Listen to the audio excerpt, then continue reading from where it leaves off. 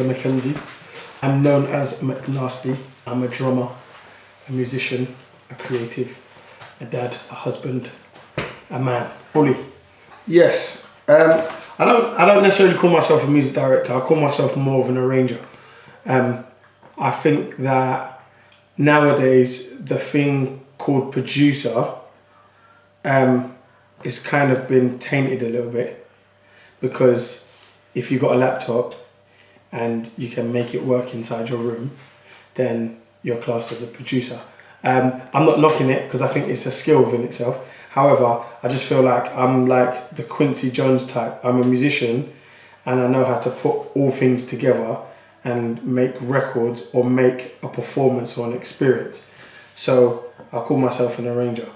I just like to play with feeling, and I like to do music with feeling. I think music is a very expressive tool. So therefore, when you do it, it shouldn't be something that should be boxed in. I think it's explosive. So you can't put an explosive in a box and not expect it to go like this. So you might as well just leave it outside of a box and let it just do what it does. But I think nowadays we just try to box this thing called music, and I think that it's more than just what meets the eye. I think it's a very spiritual thing that can be experienced as a tangible thing, if that makes sense. Absolutely. Music always has to be done with purpose behind it, because it breaks every barrier of language and emotion, I suppose. If you're angry, you listen to music. If you're sad, if you're happy, if you're over the moon, if you've won something, if you want to go out, music is in everything. So, and then also as a musician, if you're talking to someone who's Japanese, from on the drums or on the bass or whatever, from they understand your vocabulary of, like, that might be a hip hop beat, or that might be a Latin beat, or whatever it is, they can communicate with you, and you could turn to that person and go, oh, and they're like, They can't necessarily physically speak to you in your tongue, but there's a communication that happens. Yes, exactly. And that's why I say it becomes a tangible thing. So you can't see music with your naked eye, but you can feel it. And then it becomes so much of a real experience that it's almost like it's in your hands, like it's right there, just there. Yes, I'm an amazing cook. like you would not believe, you know? Yeah.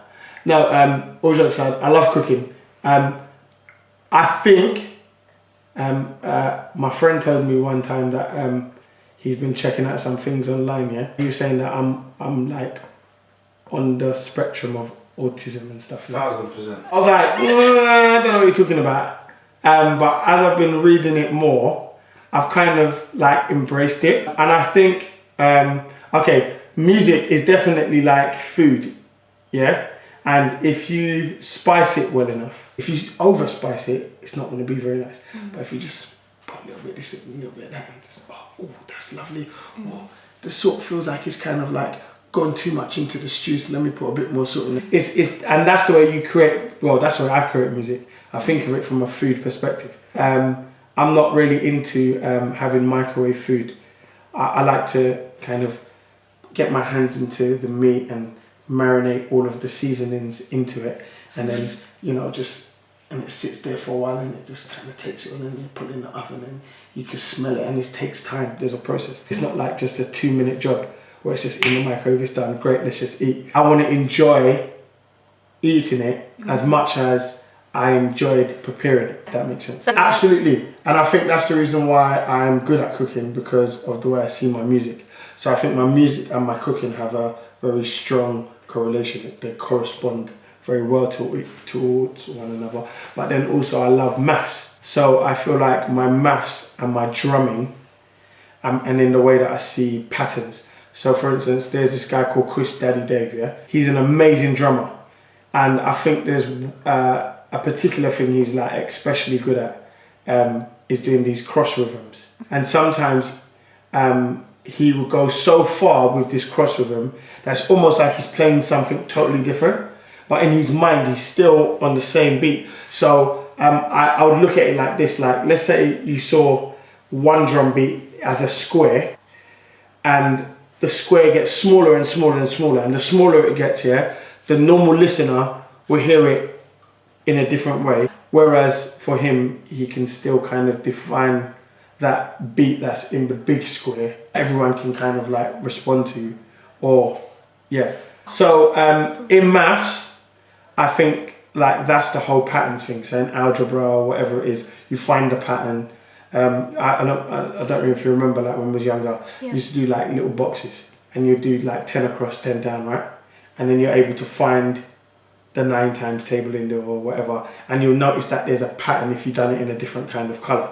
So once I find a pattern in maths, then I can find and no matter how high up we get, I found the pattern, so I'm in there. So in the same way, that's the way it is with my drumming. So music, in terms of creativity, I kind of deal with it like food, but then in terms of me kind of expressing from a improvisational point of view, I see it as patterns and stuff. So yeah, there's one musician in particular, he's always inspired me because of the way he kind of introduced himself to me, and it was like a bit of a wow moment, because I saw this individual playing bass before I ever heard him play drums, and I heard him playing bass for a long time, so I didn't think he had anything to do with drums at all, until he came to me at an event one time and he's like, can I use your drumsticks? I need to play for the next artist. And the artist that was playing, he had like some heavyweight musician, and I was like, yeah, but you play the bass, why are you gonna play the drums? Like, this is what I was saying to myself in my mind. He got on the drums and he changed my whole perspective on drumming. His name is Jerry Brown. He is just an incredible musician. I think he's slightly crazy, and because of how crazy he is, it affects his musicianship in the way it does, and causes him to be the way he is with his music. And before him, there was my Uncle Jason, who I grew up like watching in church, and I didn't think there was any other drummers ever anywhere in the whole wide world until I got about 13.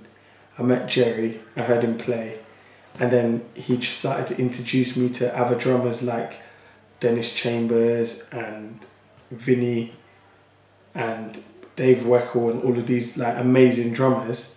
And that's when I kind of started to go on my little quest to doing this whole kind of like jazz fusion thing. So I grew up in the gospel world in church.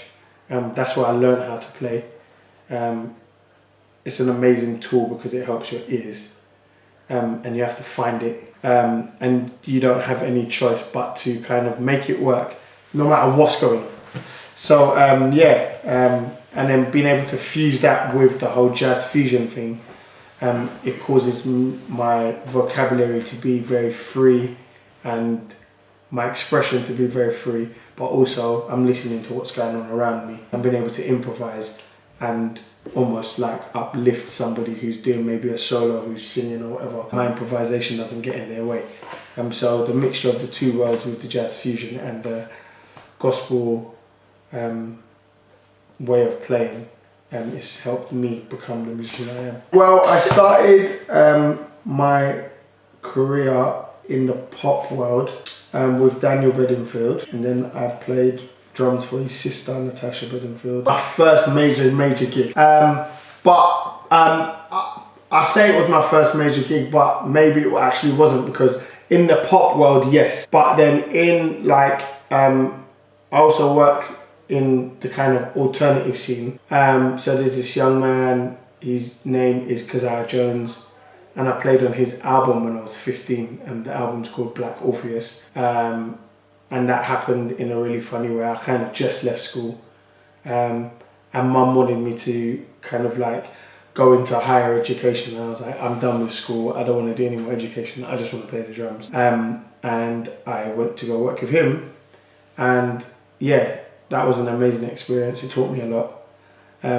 So when I'm in Europe, I work with a lot of like alternative kind of outside of the pop scene.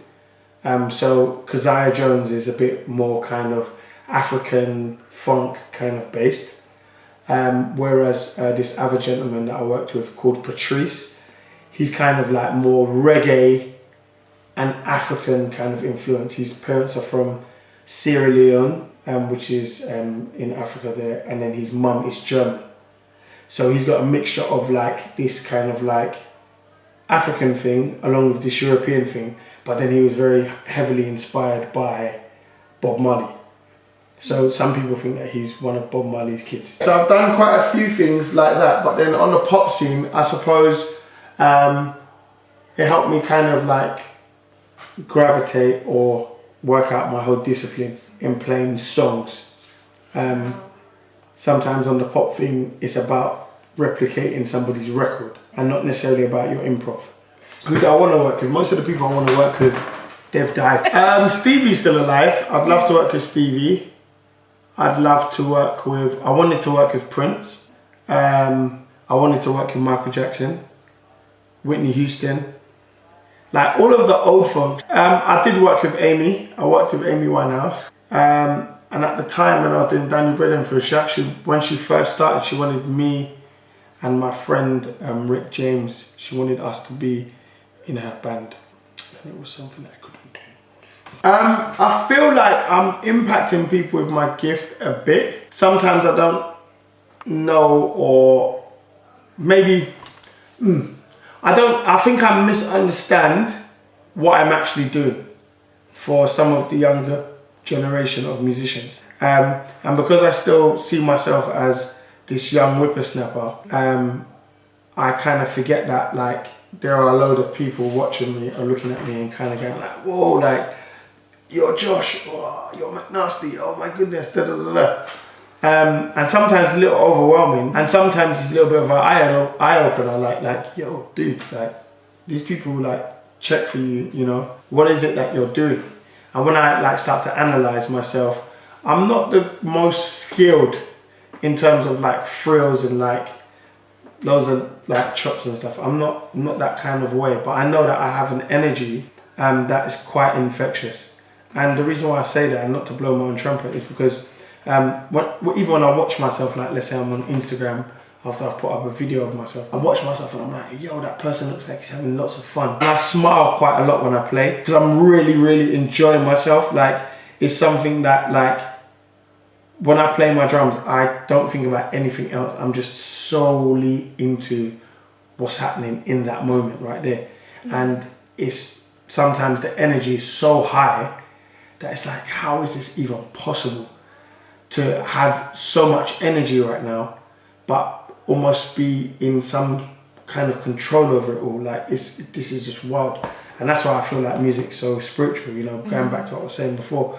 But yeah, so I know that a lot of the young guys, they watch me and they're like, how do you do that? How do you maintain your energy like that? Or how comes you play like that? And it makes my playing sound like I'm doing a lot more than what I'm actually doing. But I just think that I've got this energy, and I think that's the way I inspire a lot of the fun. It's fun, enjoying. In a year's time from now, I'll have a record out. Mcknasty project, I work with on this other project, this trio band that I'm in. It's called Kamal Williams and the Rhythm Cartel. I'm part of the Rhythm Cartel. So it's myself, Pete Martin on bass, and Kamal Williams on keys, and then our front of house engineer, and he also does all of like the behind the scenes, kind of like getting all of the records mixed and mastered and stuff, and kind of adding flavors to it. His name's Richard Samuels. It's an amazing project that's about to come out. It should be out 2018 in March. So yeah, I see that going hopefully like really well around the world, and basically I'll be in other countries that I haven't yet been, and being able to inspire people actually knowing, okay, that's that guy from that band. And just basically through that having that as like a springboard to be able to kind of go and do more of the Mcknasty thing. I also have another project called The Rib, and that's between me and my wife. I'm producing a lot of it, doing a little bit of writing, and she does most of the writing and then a little bit of producing. So we kind of help each other with what we're doing there. It's a really amazing project, and hopefully going to be releasing that next year as well. So in a year's time, my whole thing should be really, really different. I try to keep myself current as a musician, and always I always put a hashtag on my Instagram saying competing against myself. I think that if you chase yourself, then you're always gonna be like trying to get better, because your inner self says, you ain't saying nothing, what's that? It's like, yeah, and then your outer self says, yeah, okay. So, you know, no one can be you. There's only one you. You're uniquely made. Yeah. So I'm a firm believer in that, like that God has made me who I am, and there's only one me. And despite how much I tried to copy Jerry when I was younger, I tried to wear the same clothes as him. I'd go home and try and talk like him in the mirror. I'd try and set up my drums like him and position myself like him and all the rest of it. And there was a time where people used to say, man, you really remind me of Jerry. But I'm not Jerry. I can only be Josh. Yeah. There's a scripture that says, be all things to all men that you may save somebody. I'm not the best Christian in the world, according to religion, but just like the prodigal son, when he came home, his father says, here's your robe, please put it on. I know you've been eating with pigs and all these things and been on the roadside and acting up and trying to do your own thing and acting like you're not from royalty, but you are, and here's your coat, son. So in the same way, I see myself like that. I call God Dad, and I believe that this whole earth is my home. So with that, I feel like I can be free to do whatever it is that I want to do on this earth, because I'm just at home. This is my home. It says that the earth is the Lord's and the fullness thereof. Therefore, this is Dad's home. And he's made me in his image, and there's something that he's given to me that was ordained from the beginning, and that's a thing called creativity. So through his creativity that he's invested in me, because I'm his son, I have his DNA. This creativity comes through my music, this creativity comes through my cooking, this creativity comes through my maths, or me being an inspiration, or me just taking care of my children, or being a loving husband, or, you know, and even sometimes the creativity comes from sorrow and upset and being angry and learning and having different experiences. So my thing is, that statement there, be all things to all men that you may save someone, is quite poignant to me.